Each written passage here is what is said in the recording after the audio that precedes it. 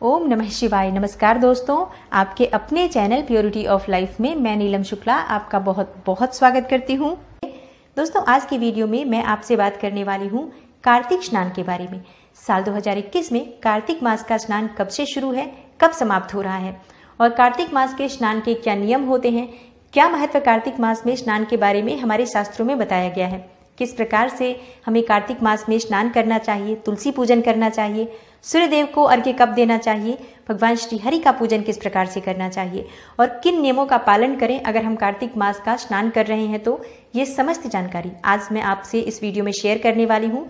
इसके अलावा आप लोगों के कुछ प्रश्न आए हैं कमेंट बॉक्स में, उन्हें भी आज की वीडियो में शामिल किया हुआ है। और आप लोगों के प्रश्न है कि स्नान कौन कौन कर सकता है, कार्तिक स्नान किसे करना चाहिए, क्या पुरुष भी स्नान कर सकते हैं या कार्तिक स्नान के नियम ले सकते हैं, इसके अलावा क्या कुंवारी कन्याएं भी कार्तिक मास में स्नान कर सकती हैं। और इसके अलावा अगला जो आपका प्रश्न है, स्नान करने का सही समय क्या होता है, किस समय में हमें स्नान करना चाहिए, किस टाइम पर स्नान करें, सूर्य देव को जल कब अर्पित करें, ब्रह्म मुहूर्त में क्या हम सूर्य देव को जल अर्पित कर सकते हैं या जब सूर्य देव दिखाई दें तभी उन्हें जल अर्पित करना चाहिए, स्नान दान दीपदान कब और कहाँ करना चाहिए। विशेषकर दीपदान के बारे में आप लोगों के प्रश्न है कि दीपदान कब करें और कहाँ करें और किन चीजों का हम त्याग करें। और सब लोगों के लिए संभव नहीं है कि किसी पवित्र नदी में स्नान करें जाकर या फिर किसी पवित्र तीर्थ स्थल में जाकर स्नान करें। तो किस प्रकार से हम कार्तिक मास में स्नान करें जिससे कि कार्तिक स्नान का संपूर्ण लाभ हमें प्राप्त हो और जो भी हमारी कामना हो भगवान श्री हरि की कृपा से पूर्ण हो। तो आज की वीडियो में ये समस्त जानकारी जो कि कार्तिक मास के स्नान से संबंधित है मैं आपको देने वाली हूँ। वीडियो को पूरा जरूर देखिए और अगर आपको आज की वीडियो अच्छी लगे तो लाइक भी जरूर कर दीजिए, शेयर भी जरूर कीजिए फैमिली फ्रेंड्स के साथ। चैनल पर पहली बार आए हैं, अगर अभी तक आपने मेरे चैनल को सब्सक्राइब नहीं किया है तो अच्छी लगे अगर आपको वीडियो आपकी आज की, तो चैनल को सब्सक्राइब करके बेल बटन को जरूर प्रेस कर लीजिए। इससे ये होगा कि इस चैनल पर अपलोड होने वाली नई वीडियोस की नोटिफिकेशन आपको सही समय पर प्राप्त हो जाएगी। दोस्तों, बात करें कार्तिक मास के बारे में तो शास्त्रों में कार्तिक मास को एक बहुत ही महत्वपूर्ण मास बताया गया है। जैसे कि वर्ष भर में 12 मास होते हैं और इन 12 मासों में सबसे उत्तम मास कार्तिक मास को माना गया है, इसलिए कार्तिक मास को उत्तम मास भी कहा जाता है। दोस्तों, कार्तिक मास में स्नान करने का, दान करने का, शुभ कर्म करने का बहुत अधिक फल प्राप्त होता है। कार्तिक मास में जब हम सूर्य देव को जल अर्पित करते हैं तो उससे कोटि गुना फल की प्राप्ति होती है। और कार्तिक मास में जो हम स्नान दान जप तप मंत्र इत्यादि करते हैं इसका फल हमें जन्म जन्मांतर तक प्राप्त होता रहता है, क्योंकि अक्षय पुण्य की प्राप्ति होती है इस महीने में किए गए धार्मिक कार्यों द्वारा और शुभ कार्यों द्वारा। तो कार्तिक मास में स्नान का इसलिए हमारे शास्त्रों में बहुत अधिक महत्व बताया गया है कि जो भी मनुष्य कार्तिक मास में स्नान करते हैं, पवित्र नदियों में स्नान करते हैं, जैसे ब्रह्म मुहूर्त में उठना इस महीने में बहुत महत्वपूर्ण बताया गया है कि ब्रह्म मुहूर्त में उठे, पवित्र नदी में स्नान करते हैं जो मनुष्य, उसके बाद भगवान श्री हरि का पूजन करते हैं, तुलसी पूजन करते हैं और इसके साथ ही भगवान सूर्य देव को जल अर्पित करते हैं, तो ऐसे मनुष्य के दर्शन मात्र से भी समस्त पाप नष्ट हो जाते हैं। तो सोचिए कि अगर किसी के दर्शन करने से, किसी स्नान करने वाले व्यक्ति के दर्शन मात्र से ही अगर समस्त प्रकार की कामनाएं पूर्ण हो जाती हैं, समस्त प्रकार के पाप नष्ट हो जाते हैं, तो स्वयं अगर इस महीने में हम स्नान करते हैं, दान देते हैं, तुलसी पूजन करते हैं, सूर्य देव को जल अर्पित करते हैं और इसके साथ ही भगवान श्री हरि का शालिग्राम का पूजन करते हैं, तो हमारी कोई भी कामना हो, जिस भी कामना से हम ये पूजा प्रार्थना कर रहे हैं वो हमारी कामना अवश्य पूर्ण होती है और बहुत अधिक पुण्य फल की प्राप्ति होती है। कार्तिक मास को धार्मिक कार्यों के लिए आध्यात्मिक दृष्टिकोण से बहुत महत्वपूर्ण माना गया है। कार्तिक मास में धन की वृद्धि होती है, धर्म की वृद्धि होती है, मतलब धर्म करने से धन की वृद्धि होती है। लक्ष्मी प्राप्ति का सर्वोत्तम मास माना गया है कार्तिक मास। तो किस प्रकार से हमें कार्तिक मास में स्नान करना चाहिए और किन नियमों का पालन करना चाहिए अगर हम कार्तिक मास का स्नान कर रहे हैं। तो देखिए, कार्तिक मास में स्नान करने का जो सबसे शुभ समय होता है वो ब्रह्म मुहूर्त का समय होता है। ब्रह्म मुहूर्त में उठकर किसी पवित्र नदी में स्नान करने को हमारे शास्त्रों में कहा गया है। अब देखिए, ऐसा संभव नहीं है कि हर कोई पवित्र नदी में जाकर स्नान कर पाए, किसी तीर्थ स्थल में जाकर स्नान कर पाए, या सबके घर के आसपास ऐसी सुविधा नहीं है कि कोई पवित्र तीर्थ स्थल हो, पवित्र नदी हो या कोई पवित्र सरोवर या तालाब इत्यादि हो। तो किस प्रकार से स्नान करें? ऐसे में आप अपने घर में भी स्नान कर सकते हैं, लेकिन स्नान के जल में आप थोड़ा सा गंगा जल मिला सकते हैं या फिर आंवले का रस मिला सकते हैं। और तिल जरूर डालना चाहिए जब हम कार्तिक स्नान कर रहे हो, तो आंवले का रस, तिल और गंगा जल डालकर अगर आप अपने जल में स्नान करते हैं तो आपको भी पवित्र नदियों में स्नान के बराबर ही पुण्य फल की प्राप्ति होती है। तो ब्रह्म मुहूर्त में उठकर स्नान करने का सबसे सही समय होता है। लेकिन ब्रह्म मुहूर्त में किस समय स्नान करें, टाइम पूछा है आप लोगों ने कि किस टाइम स्नान करें। अगर टाइम के हिसाब से बात करूं तो ब्रह्म मुहूर्त का मतलब होता है सूर्योदय से 1 से 1.5 घंटे पहले तक का समय जो होता है उसे ब्रह्म मुहूर्त कहा जाता है, और उससे पहले हमें स्नान कर लेना चाहिए।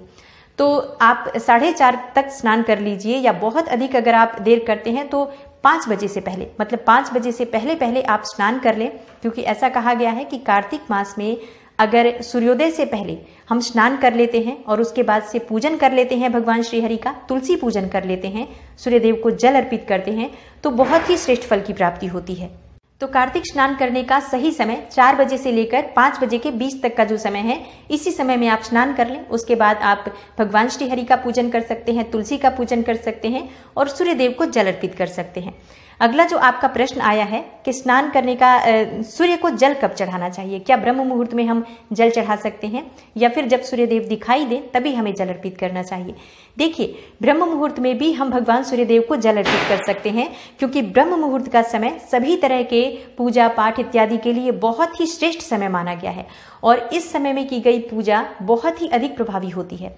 लेकिन अगर आप सूर्य को देखकर जल अर्पित करना चाहते हैं तो इसमें भी कोई दिक्कत नहीं है। आप चाहे तो स्नान के बाद पहले भगवान श्री हरि का पूजन कर सकते हैं, तुलसी पूजन कर लीजिए और उसके बाद से आप जब तक सूर्य की लालिमा हो जाती है फिर आप सूर्यदेव को देखते हुए भी जल अर्पित कर सकते हैं। दोस्तों, कार्तिक मास में सूर्यदेव तुला राशि में हो जाते हैं और तुला राशि सूर्यदेव की नीच राशि होती है, इसलिए सूर्य के प्रभाव में कमी आ जाती है और इसलिए कार्तिक मास में सूर्यदेव के पूजन का बहुत अधिक महत्व दिया गया है। सूर्य को जल अर्पित करने से, कार्तिक मास में अगर हम जल अर्पित करते हैं तो बाकी मास में जो जल अर्पित किया जाता है उससे कहीं अधिक पुण्यफल की प्राप्ति होती है कार्तिक मास में सूर्य को अर्घ्य देने का। और कार्तिक मास में सूर्य को अर्घ्य देने से समस्त प्रकार की कामनाएं पूर्ण हो जाती हैं। इस तरह से जैसे कि सूर्यदेव को जल अर्पित करें, जैसे कि ब्रह्म मुहूर्त में उठकर पहले आप भगवान श्री हरि का पूजन कर सकते हैं अगर आप सूर्यदेव को देखकर जल अर्पित करना चाहते हैं तो, और उसके बाद सूर्य को देखकर भी जल दे सकते हैं। आप चाहे तो ब्रह्म मुहूर्त में भी दे सकते हैं। मन में किसी प्रकार का संशय नहीं होना चाहिए जब आप पूजा करते हैं तो। अगला जो आपका प्रश्न है, दीपदान कब और कहाँ करना चाहिए। देखिए, शास्त्रों में बताया गया है कि दीपदान किसी पवित्र नदी में अगर किया जाए, पवित्र सरोवर के किनारे अगर किया जाए या फिर जलाशय के किनारे किया जाता है तो उसका बहुत अधिक पुण्यफल प्राप्त होता है। पवित्र तीर्थ स्थल पर जाकर अगर हम दीपदान करते हैं तो उसका भी बहुत अधिक पुण्यफल प्राप्त होता है। लेकिन हर किसी के लिए, जैसे मैंने पहले भी बताया, इतना संभव नहीं है कि पवित्र नदी में हर रोज हम जा सकें या फिर पवित्र तीर्थ स्थलों में भी सबके आसपास ऐसी सुविधा नहीं होती है। तो ऐसे में अपने घर के पास आप अगर पीपल का वृक्ष हो वहां पर जाकर दीपदान कर सकते हैं, केले का पौधा हो कहीं पर तो वहां पर भी जाकर आप दीपदान कर सकते हैं, तुलसी के पौधे के नीचे तो आपको पूरे कार्तिक मास दीपदान करना ही है, ये नियम तो आपको जरूर पालन करना है। इसके अलावा अगर आंवले का वृक्ष अगर आपके आसपास कहीं भी हो तो आप जाकर वहां पर दीपदान कर सकते हैं। और इसके अलावा दीपदान आकाश में अगर किया जाता है तो बहुत श्रेष्ठ दान होता है। तो आकाश दीपदान कैसे करना चाहिए? खुली जगह पर किया गया दीपदान, जैसे कि अपनी छत पर जाकर कर दें या फिर किसी सुनसान जगह पर दीपदान करना, किसी पर्वत पर दीपदान करना आकाश दीपदान के नाम से जाना जाता है। कि अगर आप खुली जगह पर कहीं दीपदान करें, भगवान श्री हरि को स्मरण करते हुए मन में भगवान श्री हरि के निमित्त ये दीपदान करें तो बहुत ही श्रेष्ठ फल की प्राप्ति होती है। इससे पितरों को मोक्ष की प्राप्ति होती है और भगवान श्री हरि विष्णु की कृपा से समस्त प्रकार की कामनाएं आपकी पूर्ण हो जाती हैं। अगर आप आकाश दीपदान करते हैं, किसी सरोवर के किनारे या फिर किसी सुनसान जगह पर दीपदान किया जाता है तो इसका बहुत श्रेष्ठ लाभ होता है। अब अगला जो आपका प्रश्न है, दीपदान कब करें। देखिए, दीपदान का मतलब होता है अंधेरे को दूर करना। तो इसके लिए हम दीपदान हमेशा या तो ब्रह्म मुहूर्त में कर सकते हैं या शाम के समय कर सकते हैं, रात्रि में कर सकते हैं। इस तरह से शाम के बाद या फिर ब्रह्म मुहूर्त में आप दीपदान करें, क्योंकि दिन में दीपदान का क्या मतलब होता है? दीपदान का मतलब ही होता है अंधेरे को दूर करना। तो आप ब्रह्म मुहूर्त में दीपदान कर सकते हैं। और कई लोगों के प्रश्न आए हैं कि क्या तुलसी में हम सुबह दीपदान कर सकते हैं? जी हाँ, बिल्कुल कर सकते हैं। कार्तिक मास में हम ब्रह्म मुहूर्त में उठते हैं और ब्रह्म मुहूर्त में उठकर स्नान दान इत्यादि करते हैं। उसी समय हम जब भगवान श्री हरि का पूजन करते हैं तो तुलसी का पूजन भी करना है। विधिवत भगवान विष्णु की पूजा के बाद तुलसी में आप जल दीजिए, दीपदान कीजिए, उन्हें आप पीला चंदन अर्पित कीजिए, पुष्प अर्पित कीजिए पीले, और अच्छी तरह से माँ तुलसी से पूजन करने के बाद अगर आप प्रार्थना करते हैं तो ऐसा माना जाता है कि भगवान श्री हरि की कृपा बहुत शीघ्र प्राप्त हो जाती है अगर तुलसी का पूजन नियम से किया जाए तो तुलसी में दीपदान आप सुबह भी करेंगे, शाम को भी करेंगे, पूरे कार्तिक मास, कहीं कोई संशय इसमें नहीं है। अगला जो आपका प्रश्न है कि कार्तिक मास का स्नान क्या कुंवारी कन्याएं या पुरुष भी कर सकते हैं? जी हाँ, कोई भी कार्तिक मास का स्नान कर सकता है, कहीं कोई संशय नहीं है, क्योंकि शास्त्रों के अनुसार 5 साल की उम्र के बाद आप किसी भी प्रकार का धार्मिक कार्य करने के लिए बहुत ही आवश्यक है कि 5 साल के बाद बच्चों को एक संस्कार दिया जाए कि हर चीज के बारे में उन्हें बताया जाए कि कार्तिक मास का स्नान क्या होता है, और अगर वो करना चाहते हैं तो वो कर सकते हैं, क्योंकि ऐसा करने से भगवान श्री हरि की बहुत ही कृपा प्राप्त होती है। और अगर आपके मन में ये विचार आ रहा है कि आप कार्तिक स्नान करें, तो आप किसी भी उम्र के हों, चाहे पुरुष हो, स्त्री हो, बच्चे हो, स्नान करें, क्योंकि आपके ऊपर भगवान श्री हरि की असीम कृपा है, तभी आपके मन में इस तरह का विचार आया है।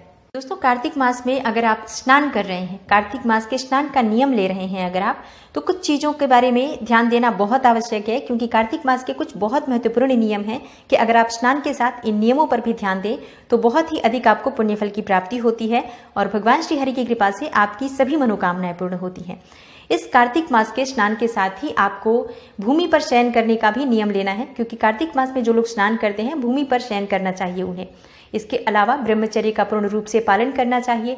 तामसिक चीजों का त्याग कर दीजिए। अगर आप कार्तिक मास में भगवान श्री हरि की कृपा चाहते हैं तो तामसिक चीजें क्या होती हैं?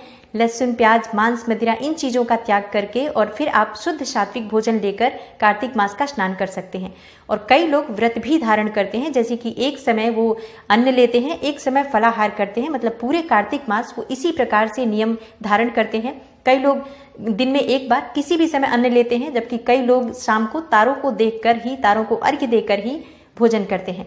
तो सबके नियम अलग अलग होते हैं। जैसे कि आप जिस नियम का भी पालन करते हैं उसे पूरी तरह से महीने भर पूरे कार्तिक मास नियम का पालन कीजिए।